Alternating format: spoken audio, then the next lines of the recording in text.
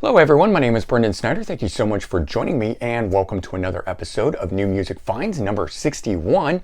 So this is where I like to collect together all the new music that I've purchased over the past week and present it to you. And I get it from different places like my local record stores, but I also shop online and get it from places like Amazon, eBay, and more. And for this past week, I've got 11 new music finds to run through with you. 4 of these are new releases. 4 of them are used items and 3 of them come from eBay. And I'll break all that down in just a bit. But before we do, if you're new to my channel and you haven't already hit the subscribe button, please click the button. Also leave a comment, hit like, all those things help support my channel. I would greatly appreciate it. And of course, as an added bonus, by subscribing, you'll be able to stay up to date on all that's going on in the world of music, just like this with New Music Finds, episode number 61. All right, so kicking things off here, we always start with new releases.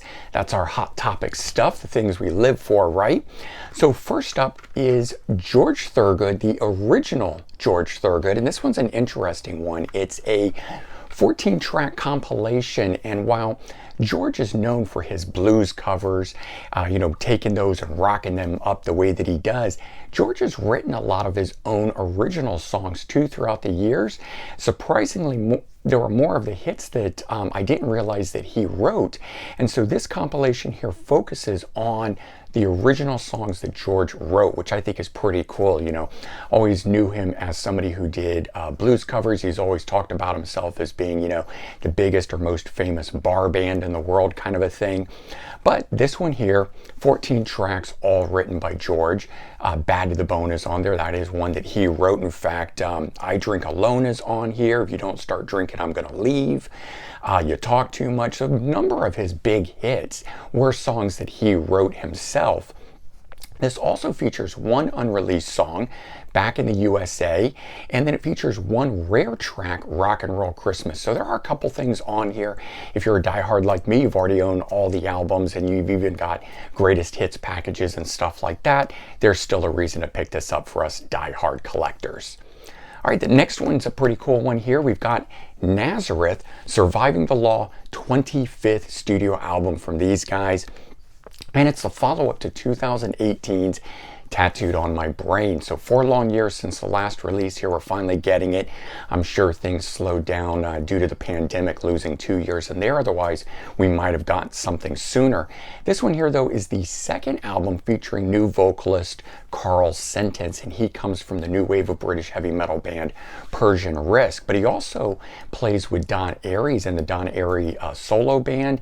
And in the past, he was a member of Crocus as well. I think he's done other things in there, but if you can imagine, Crocus and the sound of, that band and that lead vocalist, it's a sort of a natural fit that he's moved over here to Nazareth. And I have to say, this album here is a really good sounding album. Not that I didn't like the last one or the one before that one, but this one here, really, really good. Kind of pulled me in right away on it, so I'd recommend checking it out. There's only one original member left, Pete Agnew, the bassist, but if you're interested in exploring a legacy band that is continuing on, adding really solid, good members to its lineup to continue that legacy, Nazareth is one of those bands and worth checking out. Next one here, another cool one. Ronnie Romero, a debut solo album from him. This guy's seemingly everywhere. He has sung with Vandenberg in the past. They now have a new vocalist. And he also, of course, came from Rainbow. He's got his own stuff out there. He sings with a group called Corleone, or used to, because I think they've replaced him as well.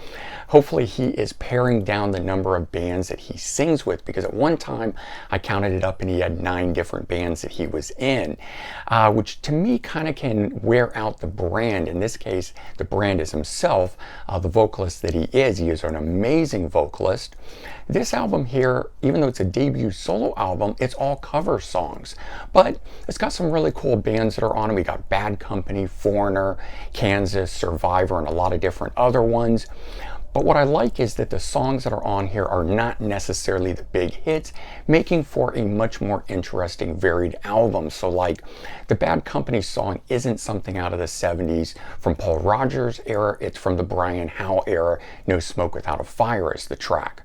Foreigner, Girl on the Moon, Kansas, Play the Game Tonight, one of my favorite songs by them, but that was, you know, the later era in the 80s from the band. Survivor, Backstreet Love Affair. So it just makes for, you know, an all-around more interesting listen, because it's not just like a greatest hits from these bands, it's some of these are sort of deep track type stuff. So, but great sound on it. Do recommend it if you like his vocals. All right, and the last new release that we're going to cover here, Axel Rudolph, a name you might not be familiar with. This album here is called Lost 23. It is the 21st studio album featuring hardline vocalist Johnny Gioli. Well, he hasn't been on all 21 of his albums, but I mean, this one here has Johnny Gioli, but Johnny Gioli has been with him for a very long time, singing for him for many, many years now. So he is the mainstay vocalist for the band. And this one here, a lot of people ask me, you know, they don't know the name, that I've, you know, hear that I've talked about him a lot, and they want to know which album they should check out. And I have to say, you know, I came into him late, so it's not like I grew up hearing him and know necessarily which is the popular album or anything of that nature, but they're all really good. This one here in particular is really standing out to me, and I would say check this album out if you don't know anything. Check out tracks number 2, Survive. It's one of the really hard rockin' tracks on it. It's got a very 70s classic rock kind of feel to it. And track number 5, Gone with the Wind, which is the style of ballad that he does, that is sort of big, bombastic power ballad style type stuff. Kind of very epic in sound and scale. So yeah, check those 2 out if you want to know what Axel Rudolph does. Band also is currently featuring Bobby Rondinelli on drums too, so that's also of note. Okay, so then I went shopping at my local record store. I hit a book off. It had only been a couple weeks since I'd been there the last time, but I still managed to find 4 things. And first thing up, Eddie Money, Greatest Hits, The Sound of Money. This is a 1989 compilation that he put out at the time. 13 tracks are on this one here. The reason I was interested in this is that it has 3 new tracks, or at the time they were new tracks. Peace in Our Time, Looking Through the Eyes of a Child, and Stop Steppin' on My Heart. So, you know, it's always nice when you get the greatest hits, but for people like me, again, that have all of the albums or most of the albums, you know, you want something a little extra, a little bonus on these compilations. And there was a number of those from the 80s and 90s when those bands would add new recordings, and that's what this one is here. So it has those 3 new tracks. Also has 1 live track on it, Where's the Party? And at the time he didn't have a live album out, so that was a bonus on it as well. And then I picked up another Eddie Money, one of the ones, I think actually the only one I didn't have. Eddie Money, Nothing to Lose from 1988, 7th studio album from him at the time, featuring the big hit Walk on Water, which actually was a top 10 single on the Billboard Hot 100. And interesting, you know, it was a top 10 hit, but it didn't really translate into album sales. This album was not certified gold or platinum like his other releases.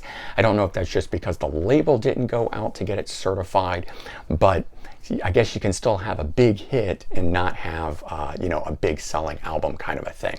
Either way, the album is actually really good. It is a little dated in its sound. When listening to it, I can kind of hear maybe why it hasn't continued to sell kind of a thing. It's got a lot of keyboard on it, maybe more so than previous albums and stuff like that. But if you like the sound of the single that's on it, Walk on Water, you're going to like the rest of that album. All right, this one is another compilation. Deep Purple, When We Rock, We Rock, and When We Roll, We Roll. 1978 release on it. It is an 8-track compilation. Nothing new on this one here, but I do like that it featured all 3 vocalists at the time. So, you know, we've got the very first vocalist, and then Ian Gillan, and then we've got David Coverdale. And it's a nice little mix with only 8 tracks, and you get a nice broad overview of the band from it. And it's just one of the albums that the band had released, even though it's a compilation, something I didn't have in my collection, as I already own all of the studio albums, most of the live albums kind of thing, and lots and lots of other compilations and things. So just fleshing out the catalog, so to speak. Then I picked this one up here, JeanLuc Pont, Civilized Evil from 1980. So this guy is a French jazz fusionist violinist, and while I don't really hear, personally, I don't really hear jazz within this, and I'm not too familiar with jazz fusion, but I realize that branches out from jazz because it's fusing it with other things. I really hear kind of spacey rock music when I listen to him. Much more the feel of a keyboardist soloing than I do a violinist soloing. Kind of thing. If somebody didn't tell me he was a violinist, I might just think it was a sort of spacey keyboards playing. But he's played with Frank Zappa, Elton John, Ian Anderson of Yes, and that's how I came to know him. Ian Anderson and JeanLuc Pont recorded an album together, and I think it was called the Anderson-Ponty Band. They only did one, unfortunately, but they took JeanLuc Pont's songs that were instrumentals. Ian Anderson wrote vocals for them, and then they went out and performed them live. They reinterpreted some Yes songs, and they performed the album live, then stripped away the audience and made it sound like a studio recording, and it's really good. Highly recommended if you're not familiar with it. One of the best albums from Ian Anderson. Okay, and then I've got 3 that I ordered off of eBay, and these are ones I just simply couldn't find anywhere else at my local record stores and or from Amazon, Marketplace, so that sort of thing. So that's usually what happens when I go to eBay, and sometimes you can just get things a lot cheaper too through there. So 38 Special Flashback 1987 compilation itself, 14 tracks. This one here at the time having 2 new songs on it. Back to Paradise, which was also in the movie Revenge of the Nerds 2, so soundtrack recording. Same Old Feeling was the other new song. Then the other soundtrack recording that was on here, not on any of their albums, was Teacher, Teacher. And we had 4 live recordings on here: Wild Eyed Southern Boys, Roughhausen, Stone Cold Believer, and 20th Century Fox. So again, you can see why I picked up some of these compilations having a bunch of stuff on them.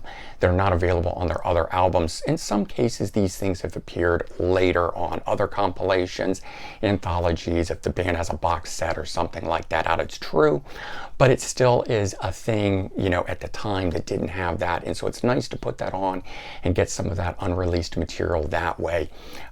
Just mixes things up from those greatest hits collections that are out today that are nothing but the studio hits that are on them. Here's another cool one, and this one I didn't know had some unreleased stuff on it, so I passed it by for many, many years. Leonard Skinner, Best of the Rest from 1982. It's an 8-track MCA compilation, and it features 2 previously unreleased recordings, I've Been Your Fool and Gotta Go. And then the rest of the tracks that are on here are sort of lesser known songs, the lesser known hits, on it. Not sure where those 2 tracks come from that are on this and whether or not they've appeared on anything else. I've got a number of different compilation albums from Leonard Skinner, and they do not appear on any of those. So I don't know, but I think these songs are still previously unreleased except for this collection here, but at least for my collection, it was brand new for me, so it made it a lot of fun picking this one up and getting to hear 2 Skinner tracks that I had never heard before, especially being from the original lineup of the band. Okay, and then I picked up another Skinner compilation, this one called Skinner Nation. It's a 2011 compilation, 10-track compilation. It's made up from 2 albums, and again, this is one I passed over for many years on it. 5 of the songs on here are studio tracks from God and Guns, and 5 of them are live tracks from the album Live from Freedom Hall. And as a whole, I don't like compilations that are just made up of 2 albums kind of a thing. It's like if you're going to do a compilation, it needs to at least be from 3 albums or more, in my opinion. But I sort of started to look at this a little differently. When I looked a bit closer at this, from the live tracks, 3 of those are from the later era of the band with Johnny Van Zant singing after they've reformed. And so those tracks that are on here, Workin', Travelin' Man, which is an old song from the original era, but re-recorded with Johnny Van Zant, so I take it from that era because that's where I knew it from, off the album 20. And then Red, White, and Blue. So it only really relies on 2 of the older tracks on here, Sweet Home Alabama and Freebird, and that finishes off the album. So when I'm listening to it, it starts with the studio tracks too. And again, if you're going to do a mix of live and studio, I like it best if it's going to start with the studio. So this one here, I passed over for 11 years on it, never picked it up, got into a Skinner kick, wanted some more stuff, picked up that Best of the Rest, picked this one up here. But like I said, when I started looking at this a little closer, it made me more interested in it. And who knows, maybe that can happen for you too. Some of those things you've looked past and passed over for years and years, sometimes go back and take a look at. You may have a different opinion now than you did when it came out. Maybe it's something worth picking up. And so there you go. That is 11 new music finds for me as part of episode number 61. Hopefully you enjoyed this. As a related video, I will leave a link to that record store visit from Book Off. You can check the description for that there. And certainly if you've enjoyed the video, consider sharing it out on social media. Help spread the word for me. I would greatly appreciate it. Take care, everyone. Have a great day, and I'll be talking to you real soon. Bye-bye.